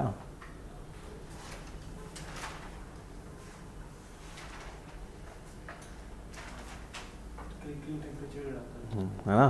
तो यहाँ पे आके अगर मैं जिप्सम डाल देता, कहाँ गया, यहाँ पे फाइन ग्राइंडिंग से पहले, अच्छा यहीं पे आप कर लो प्री हीटिंग बर्निंग, स्टोरेज के टाइम पे मैं अगर यहाँ पे एल्यूमिना डाल देता तो क्या होता, ये क्लिंकिंग टेम्परेचर को क्या कर देता है, घटा देता है। क्लिंकिंग टेम्परेचर घटाने का मतलब पता है क्या है इसका, ये कम टेम्परेचर पे बर्न करवा देता है, इसका मतलब ये है। जैसे 1400 पे है ना, ये 1200 भी क्या करा देगा, अगर इसकी कॉस्ट घटानी है तो आप एल्यूमिना मिला देते हैं उसमें, मतलब इसकी जो बर्निंग की कॉस्ट इसकी कम हो जाती है, तो उसी पे ही क्या हो जाता है, बर्न कर जाता है। तो एक वो दे दिया आपको, ठीक है, उसी को करके दे दिया। चलो अब एडवांटेज लिख लेते हैं। अच्छा आपको ध्यान रखना है भाई, इस टाइम सीमेंट जो बनती है वो कौन से प्रोसेस से बनती है, ड्राई प्रोसेस से। पहले कौन से प्रोसेस से बनती थी, वेट प्रोसेस से। क्वालिटी किसकी अच्छी थी, क्वालिटी किसकी अच्छी थी, वेट की अच्छी है, वेट की ज़्यादा अच्छी है, ड्राई की क्वालिटी कम हो गई है, यहाँ पे कॉस्ट कम हो गई है, यहाँ पे कॉस्ट कम, वहाँ पे कॉस्ट ज़्यादा, तो आपको ध्यान रखना है। तो एक उसके नोट के फॉर्म में लिख लो एडवांटेजेस इसके।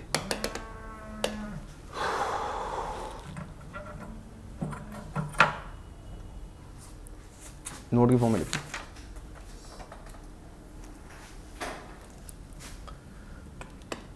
The chief advantages of wet process are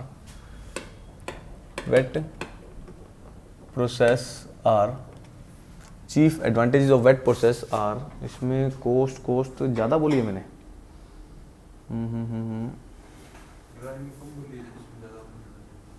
इसमें कम लगेगी क्या,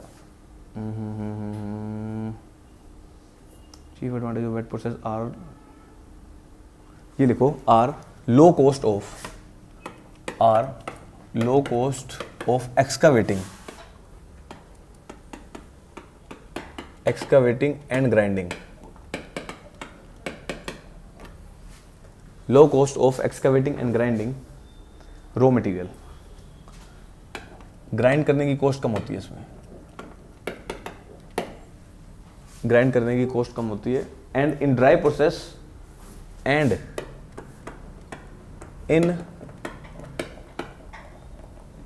and in dry process for hard raw material, यहाँ क्या यूज करते हैं, हार्ड रॉ मटेरियल। एडवांटेज अलग अलग बताइए दोनों की। नेक्स्ट लिखो, accurate control of composition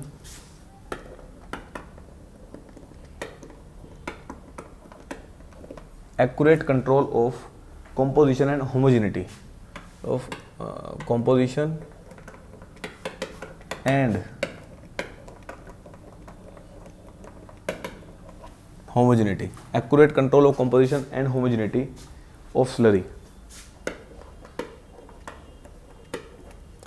third point है economical utilisation of fuel. Economical utilisation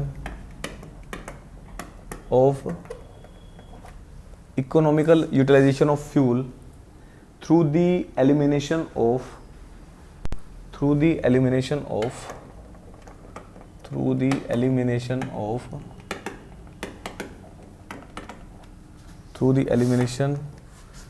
elimination of separate drying operation।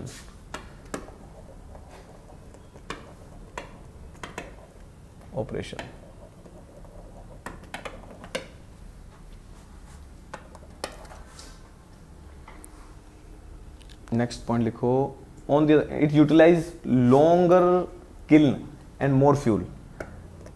It utilises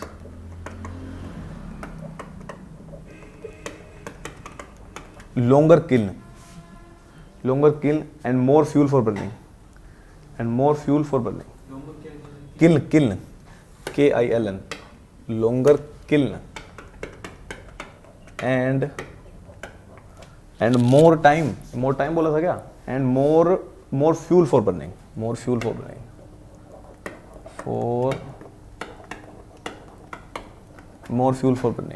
ज़्यादा फ्यूल लगता है बर्निंग में, and are less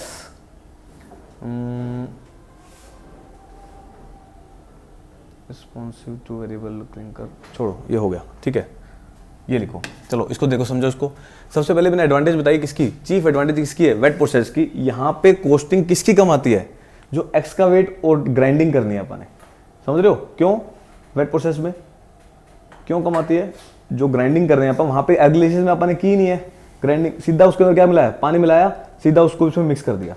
तो इसके लिए बोल दिया एडवांटेज किसकी ज्यादा है, इसकी, इसमें कोस्टिंग कम आती है एक्सकावेटिंग की। बट ड्राई प्रोसेस में क्या होता है, हार्ड मटेरियल लेना पड़ता है, यहाँ पे कोस्टिंग बढ़ जाती है, इसी का उल्टा बोल दिया।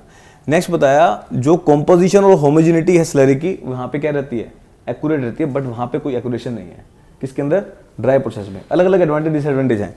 नेक्स्ट बताया, economical utilisation of fuel through the elimination of separate drying operation. किसके अंदर हो रहा था सेपरेट ड्राइंग, अलग से ड्राई किसमें हो रहा था, अलग से ड्राई किसमें हो रहा था, अरे ड्राई प्रोसेस में दो बार ड्राई किया अपन ने, एक बार प्री हीटिंग के टाइम पे और दूसरा बर्निंग के टाइम पे, समझ रहे हो बात। और यहाँ पे क्या किया, यूटिलाइजेशन ऑफ फ्यूल इकोनॉमिकल, मतलब कॉस्ट बच जाती है, किसके अंदर बच जाती है, वेट के अंदर, ठीक है ना, वेट के अंदर जो कॉस्ट है बच जाती है इसके अंदर। नेक्स्ट बताया, यूटिलाइज लंबी किल्न चाहिए किसके लिए, वेट प्रोसेस में, और ज्यादा फ्यूल बर्न होता है इसके अंदर। तो ये सारी कहानी को ध्यान रखना, ठीक है, तो ये चीज आप ध्यान रख लेना। चलो अब खत्म हो गया आपका एक टॉपिक पूरा, जिसमें सीमेंट है और सीमेंट की टेस्टिंग रहेगी अपनी। चलो वो भी स्टार्ट करते हैं इसके साथ लड़ी। नेक्स्ट टॉपिक को टेस्टिंग ऑफ सीमेंट।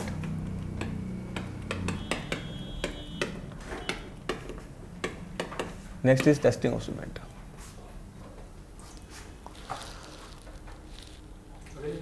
ना चलने दो, testing of cement.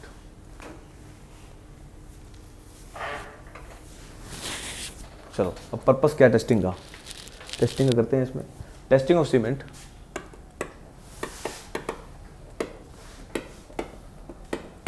is being carried out,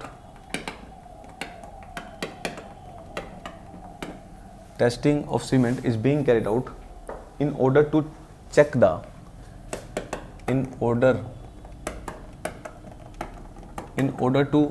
the engineering properties,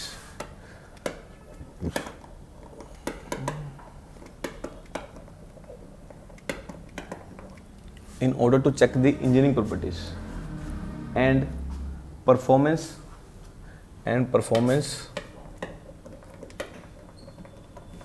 when used for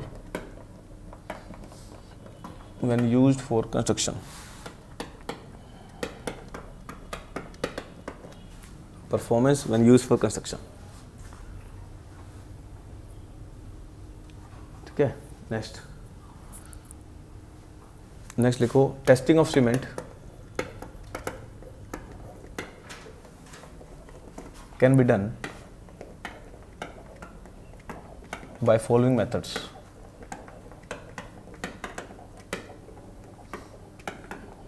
By following methods.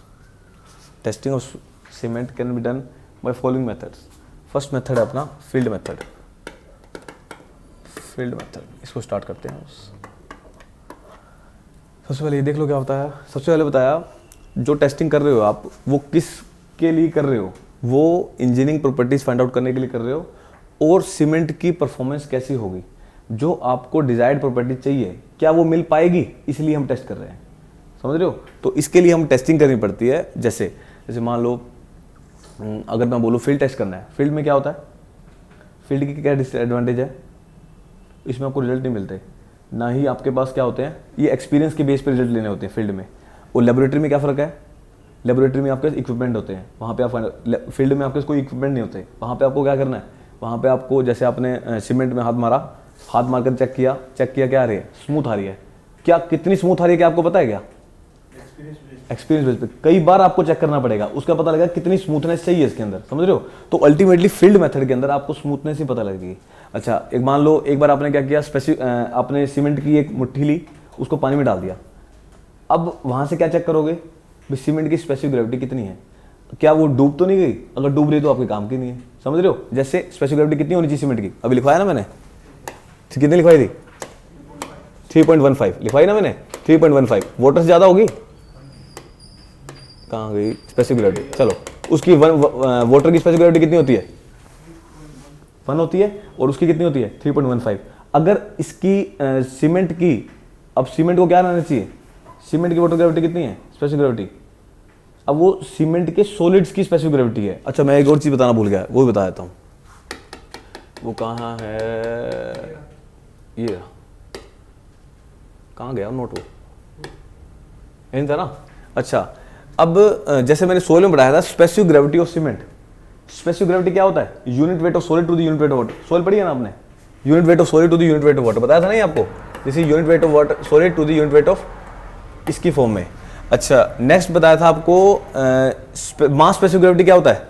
What is mass specific gravity, mass specific gravity क्या होता है, ये कम क्यों होती है, पढ़े नहीं soul.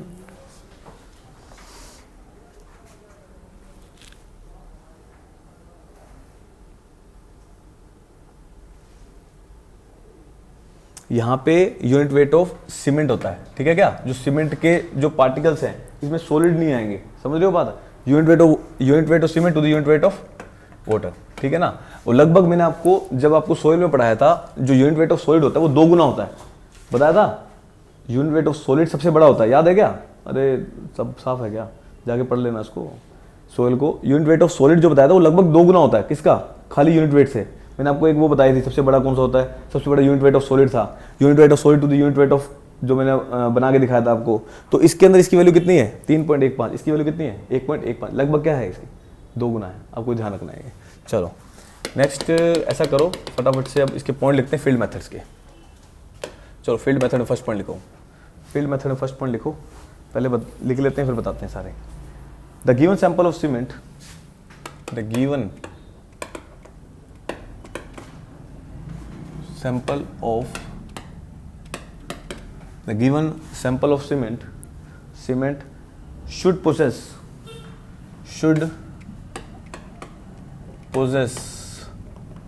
gray color, should possess gray color. Second point, the given sample of cement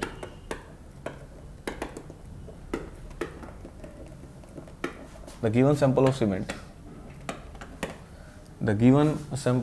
cement under test must feel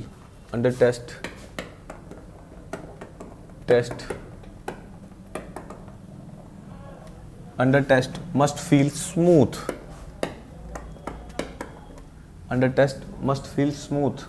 when rubbed in between the fingers,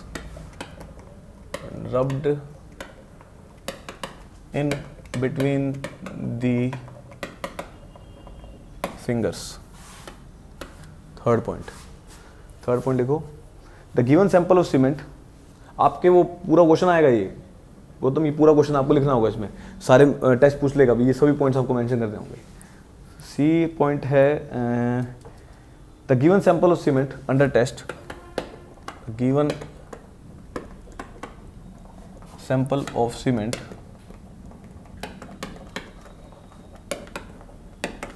the given sample of cement under test must free from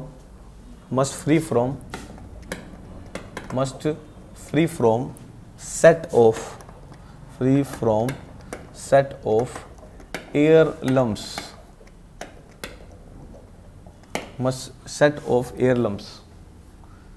free होना चाहिए इससे भी।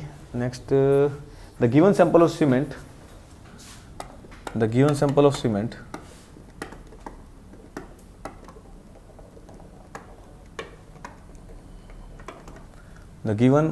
of cement under test should sink, under test should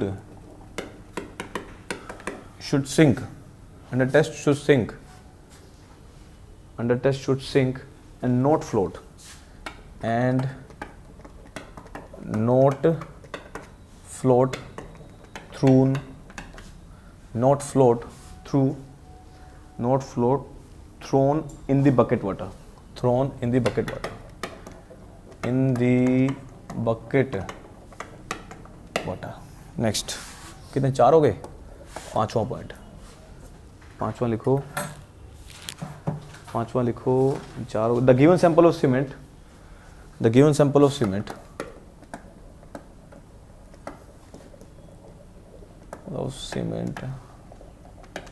the given sample of cement क्या feel होना चाहिए, the given sample of cement under test must feel, under test must feel cool, ठंडा feel होना चाहिए, under test must feel cool, not warm, not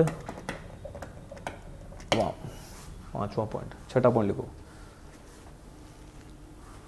a thin paste. हो गया 5वां point, लिख लिया क्या? 6 पॉइंट लिखो, a thin paste of given sample, thin paste of sample should, a thin paste of given sample should feel sticky, in between the fingers, in between the fingers। 7th point। 6 हो गए। A thick paste of cement, a thick paste of cement over glass plate,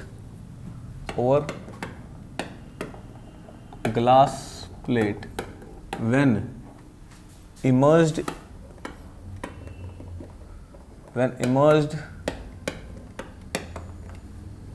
over glass plate, when immersed in water for 24 hours,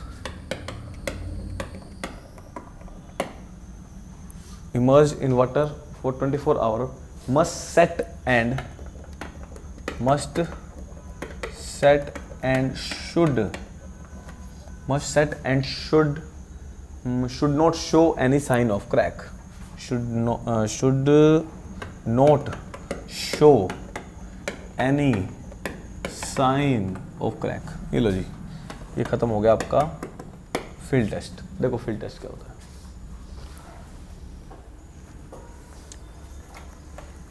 ये सारी बात,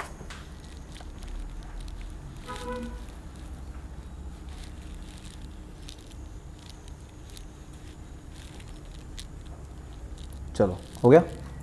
चलो देखते हैं इसको। अब देखो फील्ड टेस्ट क्या कहता है। मैंने आपको क्या बोला था, जो फील्ड टेस्ट है वो एक्सपीरियंस की बेस पे आप फाइंड आउट कर सकते हो। अब फील्ड टेस्ट में आप ये नहीं कह सकते भाई रिजल्ट क्या है, भाई जितना एक्सपीरियंस होगा उतना अच्छा रिजल्ट दे देगा, तो आप ये नहीं कह सकते भाई ये रिजल्ट आएगा। बट लेबोरेटरी टेस्ट में एग्जैक्ट रिजल्ट आते हैं, भाई कहीं ना कहीं आप पहुंच जाते हो, यहाँ पे पहुंच नहीं सकते हैं। तो जैसे आप कोई नया बंदा है, उसको क्या पता कितनी स्मूथ है, भैया स्मूथ है बड़ी, आपको क्या पता कितनी स्मूथ है, कम से कम भी आपको कई बैग में चेक करना पड़ेगा, भाई अब जाके पता लगेगा भी इतनी स्मूथ है। सबसे पहले स्टार्ट किया मैंने, सबसे पहले कहा जो गिवन सैंपल ऑफ सीमेंट है शुड प्रोसेस कैसा कलर होना चाहिए, ग्रे कलर, क्या बता दोगे कितना कलर कितना ग्रे है? वो एक्सपीरियंस की वजह से पता लगेगा। तो आपको ग्रे कलर कितना होना ग्रे चाहिए, बट कितना ग्रे होना चाहिए वो नहीं पता लगेगा आपको, वो पता लगेगा एक्सपीरियंस की वजह से पता लगेगा, जितने नंबर ऑफ बैग्स आप चेक कर लोगे। ठीक है, नेक्स्ट प्रोसेस बताया मैंने, द गिवन सैंपल। अच्छा, ये फिजिकल प्रॉपर्टी कौन सी देगा? ये फिजिकल प्रॉपर्टी कौन सी देगा? कलर। ठीक है, ये फिजिकल प्रॉपर्टीज देता है। अच्छा, मैंने यहाँ पे लिखा क्या फील्ड टेस्ट में? यहाँ लिख लो, ये बताता है फिजिकल प्रॉपर्टीज। फिजिकल प्रॉपर्टीज, हर एक पॉइंट फिजिकल प्रॉपर्टी देगा अलग अलग। फिजिकल प्रॉपर्टी टेस्ट बोल सकते हो। अब पेपर में ये भी आ सकता है फिजिकल प्रॉपर्टी टेस्ट लिखो, वो फील्ड टेस्ट ही और कुछ नहीं है वो। ठीक है ना, फिजिकल प्रॉपर्टी फर्स्ट पता लग गया। अब फर्स्ट देगा फिजिकल प्रॉपर्टी, कैसे देगा? इसको कलर चेंज करके लिख देता हूँ, कलर लिख देते हैं येलो। तो कलर ये कैसी फिजिकल प्रॉपर्टी देगा? ये क्या हो गया? अरे इन्वर्टर ऑफ है, को तुम इन्वर्टर ऑन कर, एक मिनट, पता है क्या कर देगा?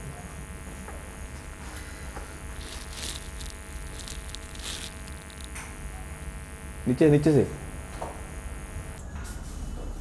अब ये एक्स्ट्रा लाइट ऑफ कर दो, ये जाएगा नहीं तो, रात को बंद था inverter.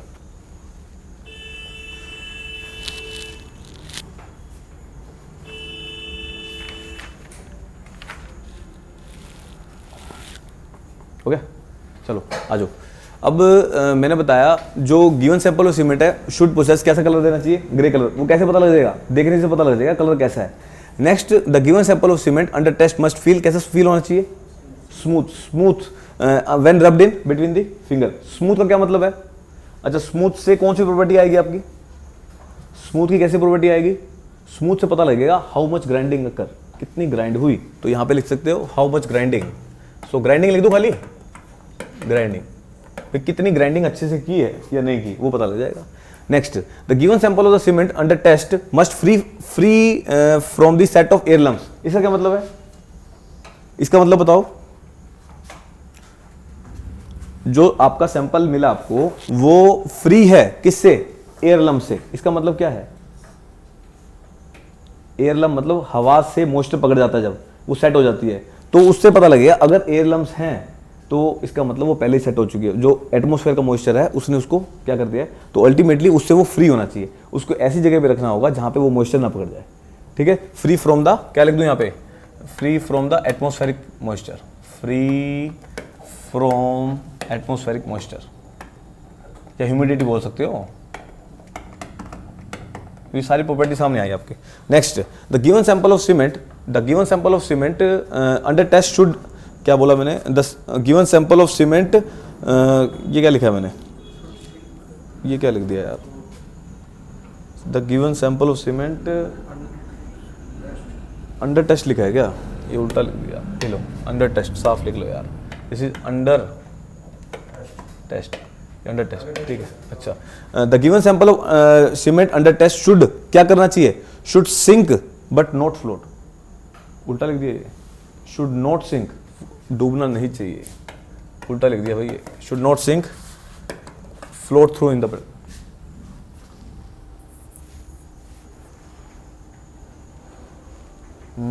Under test should sink, हाँ सिंक ही आएगा, उल्टा लिख दिया ना। ठीक है ठीक है, स्पेसिफिक ग्रेविटी ज्यादा होती है ना इसकी।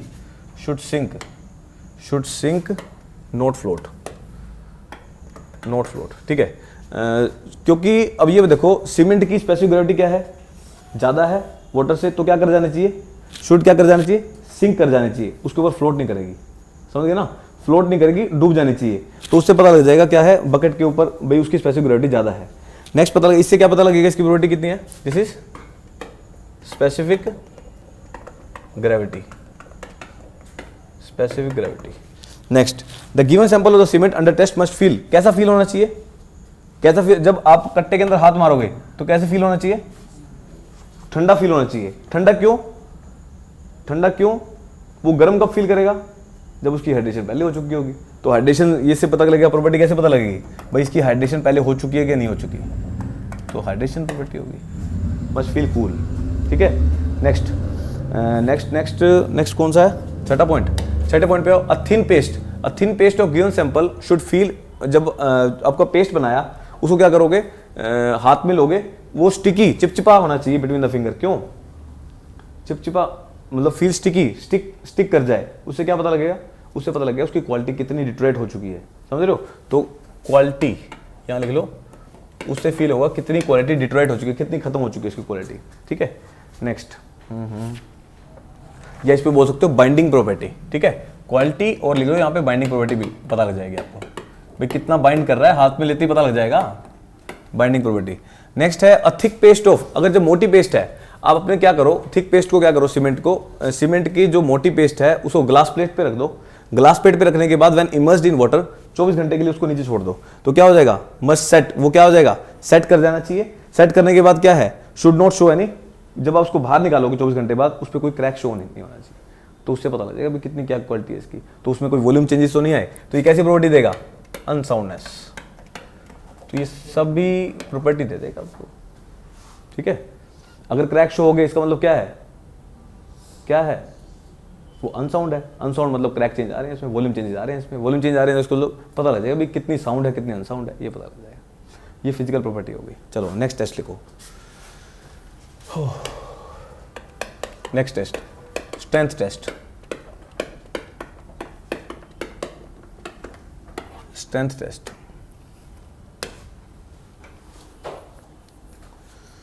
चलो इसको भी करते हैं फटाफट से।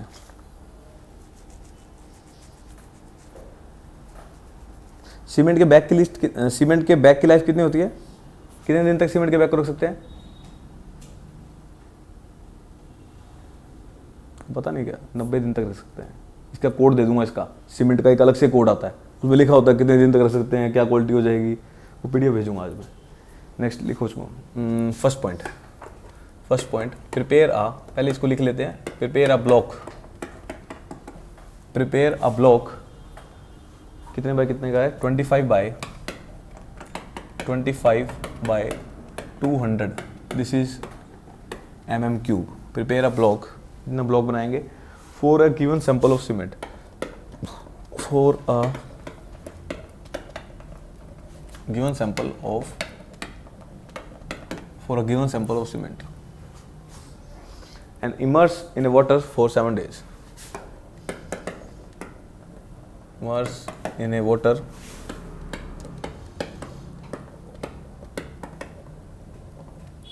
a water for 7 days. Remove the sample from water. Remove the sample from water and place, remove the sample from water and place in over the support, place it over the support, support होती है 150 mm की, place it over the support of 150 mm. Next point, the given sample of cement, second point,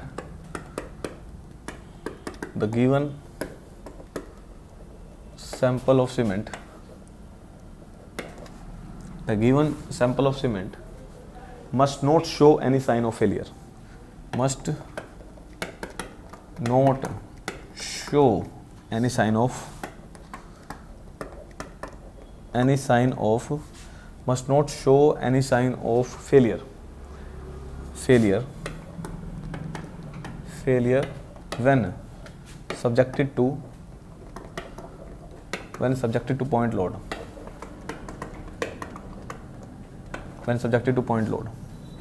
when subjected to point load of 340 Newton, 340 Newton, ये load ध्यान रखना है आपको। चलो देखते हैं इसको।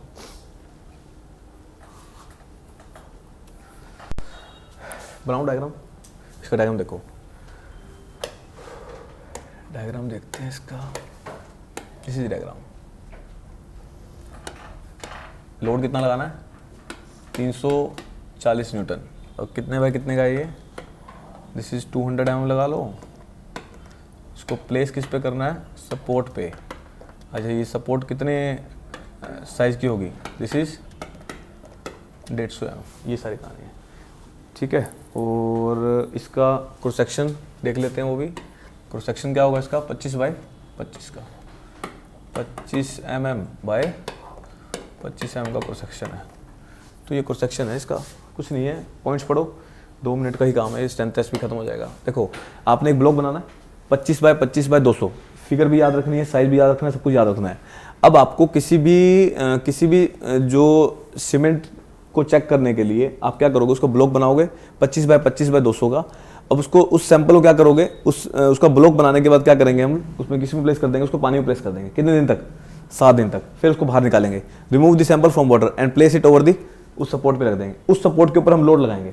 कितना लोड? 340 न्यूटन। अब क्या होगे सर, अब फील्ड में कैसे लोड लगा दोगे? कहाँ से मशीन लेके आओगे क्या? फिर कैसे करेंगे? कैसे करेंगे? ये लोड लगाने के लिए क्या करते हैं, ब्रिक रखते हैं। ब्रिक, एक ब्रिक कितने किलो की होती है? एक ब्रिक कितने किलो की होती है? 3 से 3.5 किलो की होती है, ठीक है क्या? तोल कर देख लेना। 3 से 3.5 किलो की ब्रिक है, लगभग 10 या 11 ब्रिक रखते हैं उसके ऊपर, तो लगभग कितना बन जाता है? 340 न्यूटन बन जाता है। और उसके ऊपर 10 ब्रिक प्लेस कर देते हैं, और उसके बाद देखते हैं the given sample of cement must not show, कोई भी उसके अंदर फेलियर नहीं आना चाहिए। अगर फेलियर नहीं आ रहा तो सीमेंट ठीक है, अदरवाइज नहीं। बस ये स्ट्रेंथ टेस्ट हो गया। समझ के बाद तो अभी आपको मैं बता दूं, जो सीमेंट का ब्रिक का वेट लिख लो यहाँ पे, 3 से 3.5 किलो। अब न्यूटन में कन्वर्ट करना है, कैसे करते हैं? 10 ब्रिक ले लो, 10 ब्रिक कितनी हो जाएंगी? कितने किलो हो जाएगी? 35 किलो। उसको न्यूटन में कन्वर्ट करने के लिए इंटू में 10 कर देते हैं, कितना आ जाता है?